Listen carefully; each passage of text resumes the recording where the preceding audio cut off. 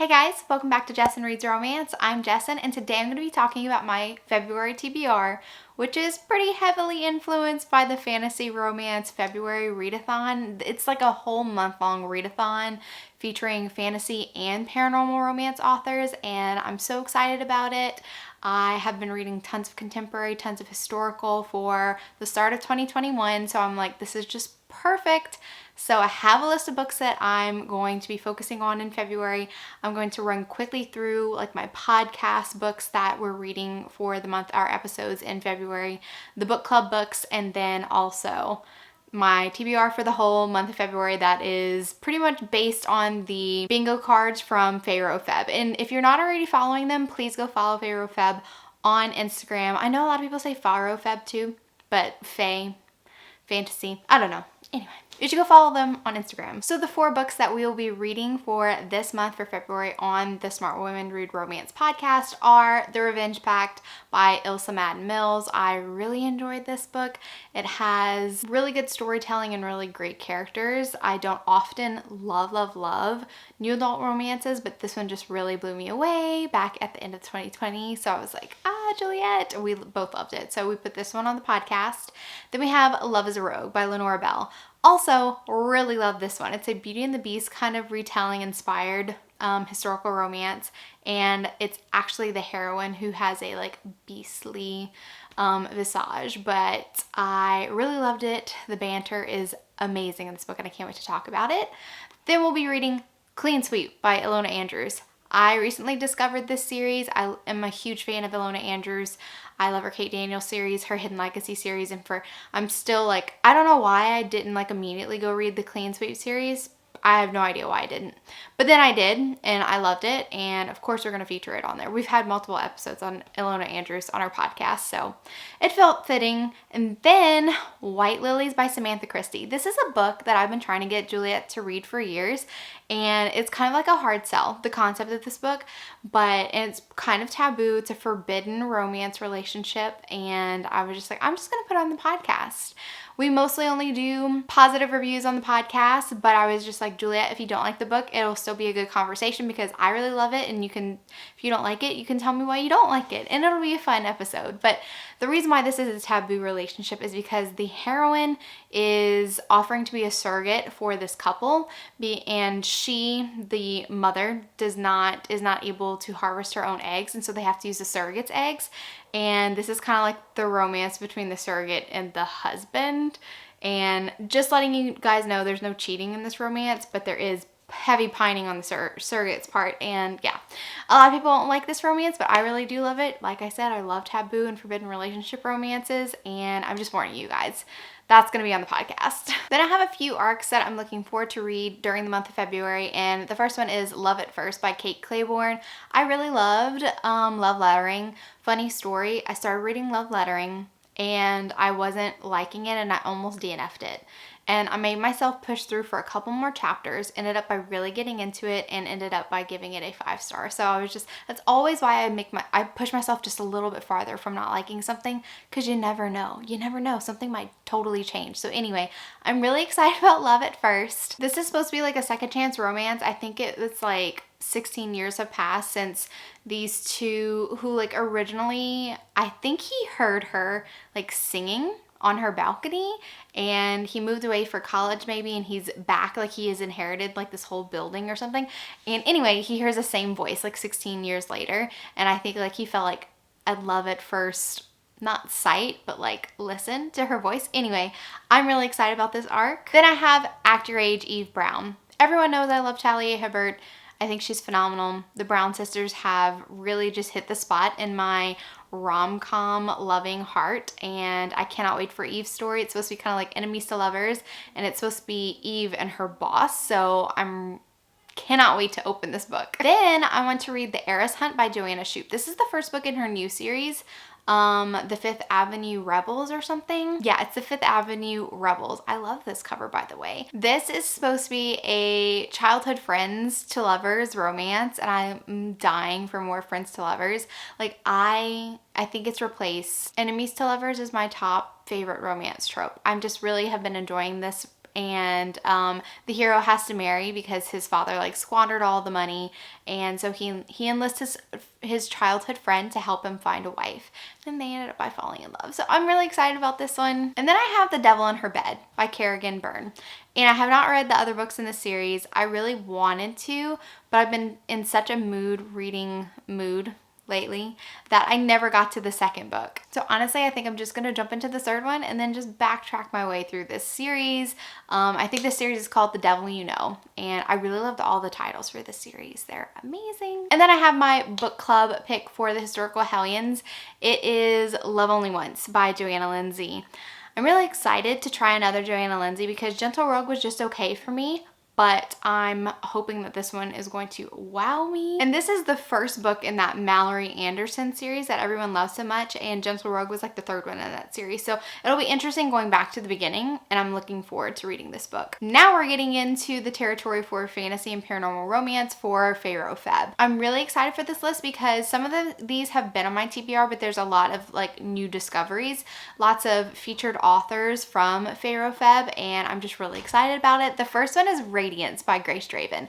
I have been meaning to pick her up forever. I have a ton of her books right now, and I hear a ton about Radiance, and Juliet wants to put Radiance on the podcast. It's actually scheduled, I think, in March. So I'm going to pick this up. Jen is also reading Radiance, and I know that this is a favorite series of Avery's, so I'm really excited for this one. It's like top of my list. It's like the first one I would read. I can't wait to read this one. I'm really interested in the storyline because the heroine is like human, and she's basically given to this non-human, this race of fae, in an arranged marriage, and I just love this. I love the mix of human and fae. I like the fact that she's about to enter a world that she's unfamiliar with, and I'm just here for it. Then A Touch of Darkness by Scarlett St. Clair. I am obsessed with like Hades and Persephone retellings. I haven't found a ton that I was just like given 5 stars, and I hope that this series is going to be the one I've been searching for. I heard really good things. I think that Crystal is also reading this during the month of February with Avery, so that'll be nice. I'll be able to do some book discussions about A Touch of Darkness with them, and I think all of the books are out, or maybe just the first 2. So if I love it, I get to dive right into the second one, which I didn't put the second one on this list because if I didn't love it, I didn't want to just like add another book into the TBR. I already have a lot of books on here, so it's just like, I'll just put the first one on here. Then I want to read Big Bad Wolf by Sulika Snyder, and this one I love wolf shifter romances, and I think this is like an elite group of soldiers. I think the synopsis said something about like operatives, and they're going after the criminal supernatural underworld. I'm pretty easy to please when it comes to shifter romances, and I love this cover.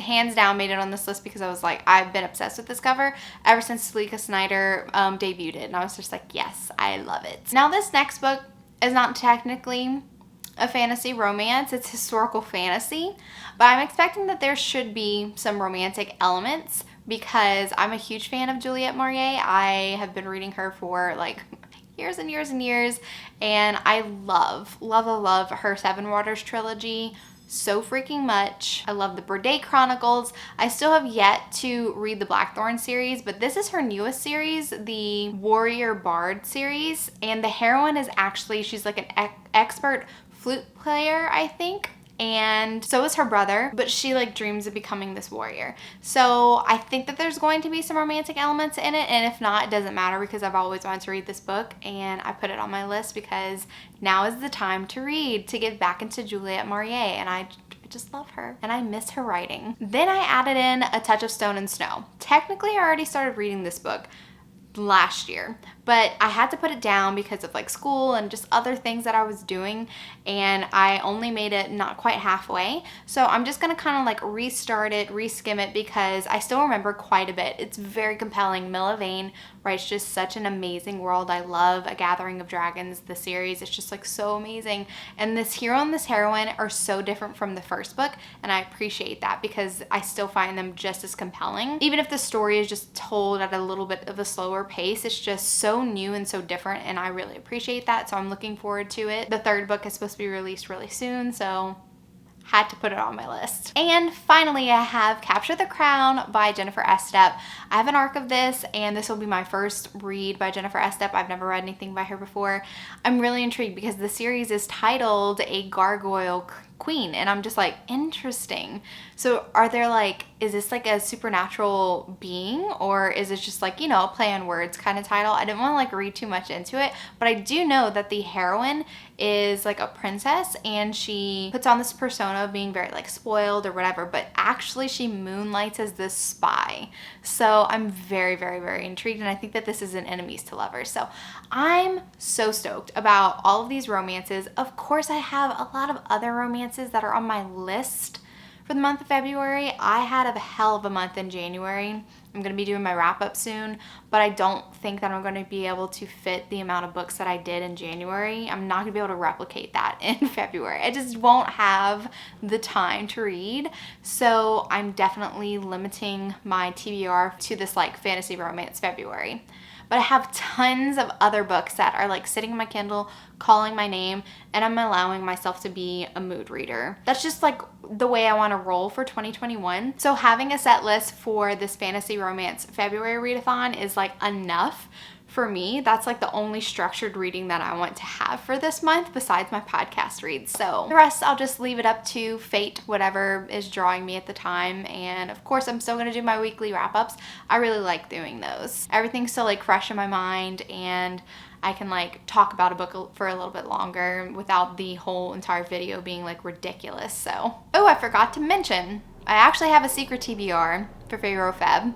It's a series that I haven't read, and I'm secretly vlogging myself. And the reason why I'm doing that is because I don't want people to know that I'm reading the series, because I don't want to get like messages and people be like, oh, you're gonna love it, or like, oh, wait until you get to this part. Like, I want to like go in, because I don't have a lot of information about this series, and I didn't really care about it, but I've been convinced to try it. So it's gonna happen. And if I don't love the book, then I won't be putting out my vlog, I don't think. I think that that's the decision I've come to. I'm gonna vlog me reading it, and if I love it, it's gonna be a fun vlog. And if I don't like it, then I'm just gonna do like a sit down review and be like, hey, I read this series and these are my thoughts, and boom. But I don't wanna, like, my vlogs tend to be pretty long, because I tend to just like chatter, and I can't help myself. So I don't want to put out a huge vlog for that series if it's not going to be good, if it's not going to be like excite. Alright guys, that's all that I have for you today. If you like this video, give it a big thumbs up, and if you're not already subscribed to my channel, make sure that you subscribe to get notified of any future videos that I do. Thank you so much for watching, and remember, life's better with a little HEA. Bye guys.